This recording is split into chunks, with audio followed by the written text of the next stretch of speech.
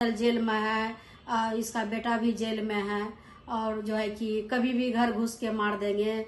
पैसा का बात कर रहा था और जो है कि हम बोल रहे थे कि कौन बोल रहे हैं बताइए, तो कुछ नहीं बोल रहा था। खाली उधर से 3-4 आदमी का आवाज आ रहा था और थिरनट जो है कि थिरनट का बात कर रहा था कि मेरे पास कट्टा है तो मेरे पास पिस्टल है और 3-4 आदमी का सुनाई दे रहा था। हाँ, मन में डर सा बना रहता है कि एक जो है कि घर में भी एक डकैती हुआ हाल फिलहाल और जो है कि घर में हम लोग 2 ही परिवार हैं, एक बेटी है एक हम है और क्षेत्र में दौरा करते हैं। हम एसपी साहब से आग्रह भी किए थे, विनती भी किए थे कि हमारा हाउस गार्ड रहने दीजिए। बीमा भारती को मिली जान से मारने की धमकी। नमस्कार, न्यूज फॉर नेशन देख रहे हैं आप और मैं आपके साथ प्रार्थना।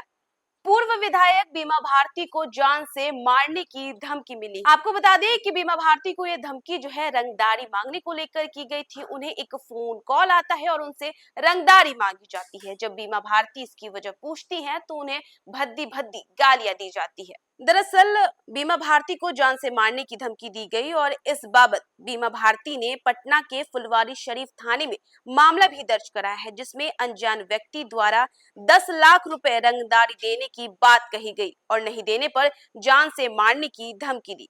बीमा भारती ने बताया कि व्यक्ति का पहचान पूछने पर उसने भद्दी भद्दी गालियां देना शुरू कर दिया। बताते चले कि बीमा भारती पहले जेडीयू की विधायक हुआ करती थी, लेकिन पिछले लोकसभा चुनाव में जेडीयू की प्राथमिक सदस्यता से इस्तीफा देकर राजद की टिकट पर लोकसभा चुनाव लड़ी थी, जिसमें बीमा भारती को करारी शिकस्त हुई।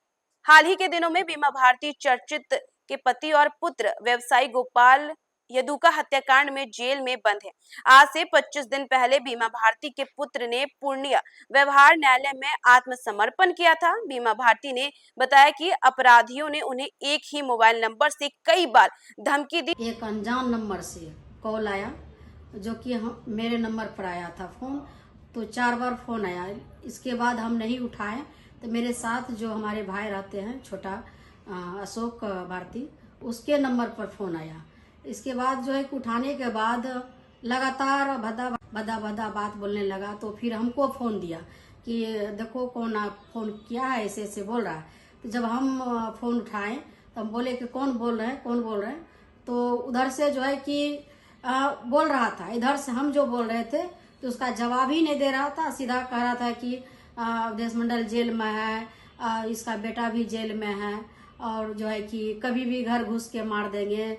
पैसा का बात कर रहा था और जो है कि हम बोल रहे थे कि कौन बोल रहे हैं बताइए, तो कुछ नहीं बोल रहा था। खाली उधर से 3-4 आदमी का आवाज आ रहा था और थिरनट जो है कि थिरनट का बात कर रहा था कि मेरे पास कट्टा है तो मेरे पास पिस्टल है और 3-4 आदमी का सुनाई दे रहा था। लेकिन इधर से बार बार पूछ रहे थे कि कौन बोल रहे हैं, कौन बोल रहे हैं, तो कुछ नहीं। उधर से जो है कि खाली बस उधरे से बोलते रहा गया। तो हम फिर जो है कि फोन जब कट हुआ, समय था उस समय 10:02 पर आया था कॉल। तो हमने जो थाना प्रभारी अकबरपुर जो है वहाँ भी हमने फोन करके सूचना दिए कैसे से हमको फोन आया। तो बोला कि आप पटना में है तो पटना में ही जोन थाना पड़ता है वहाँ एक एप्लीकेशन दे दीजिए। इसके बाद धमदाहा डीएसपी साहब से भी बात किए तो उन्होंने भी कहा कि वहाँ एप्लीकेशन एगो मैडम दे दीजिए। तो हमने फुलवारी थाना में एक एप्लीकेशन दे दिए हैं। यहाँ पर आप जो है कि देखते हैं कि क्या कार्रवाई होता है, क्योंकि हाँ, मन में डर सा बना रहता है कि एक जो है कि घर में भी एक डकैती हुआ हाल फिलहाल और जो है कि घर में हम लोग 2 ही परिवार हैं, एक बेटी है एक हम है और क्षेत्र में दौरा करते हैं। हम एसपी साहब से आग्रह भी किए थे, विनती भी किए थे कि हमारा हाउस गार्ड रहने दीजिए, बॉडीगार्ड भी रहने दीजिए, क्योंकि मेरे घर में बार बार घटना हो रही है। क्योंकि आप सभी जानते हैं कि मेरा 18 साल का बेटा भी का मर्डर हुआ 2018 में, मेरा सास ससुर का भी मर्डर हुआ। लगातार घटना होते रहा मेरे घर में, तो डर सा बना रहता है। लेकिन फिर भी क्षेत्र में जनता का बीच जाना है, जनता का सेवा करना है, तो हर समय जनता का बीच हम रहते हैं। कभी 12 बजे रात में घर लौटते हैं, कभी 1 बजे लौटते हैं घर में, सुबह निकलते हैं। तो जनता का सेवा में रात दिन लगे रहते हैं। हाँ, पार्टी के काम से पटना आए थे तो इस तरह का कॉल आया, इस तरह से धमकाया गया। तो इस तरह का जो है कि उधर से बोल रहा था, लेकिन इधर से हम जब पूछते थे तो कोई जवाब ही नहीं दे रहा था। इसलिए हम जो है कि हम आग्रह करेंगे एसपी साहब से भी, डीआईजी साहब से भी, कि जो भी है इस पर कानून कार्रवाई करके उसको तुरंत जो है कि इस पर कार्रवाई होना चाहिए। हम यही आग्रह करेंगे पुलिस प्रशासन से भी कि मेरे साथ एक बार नहीं कई बार इस तरह का घटना हुई है। एक बार और इस तरह से गाली गलौज धमकी दिया गया था तो राजस्थान से पकड़ के लाया गया था, जो कि सचिवालय पटना में हम एफआईआर किए थे उस समय, तो राजस्थान से पकड़ के लाया था।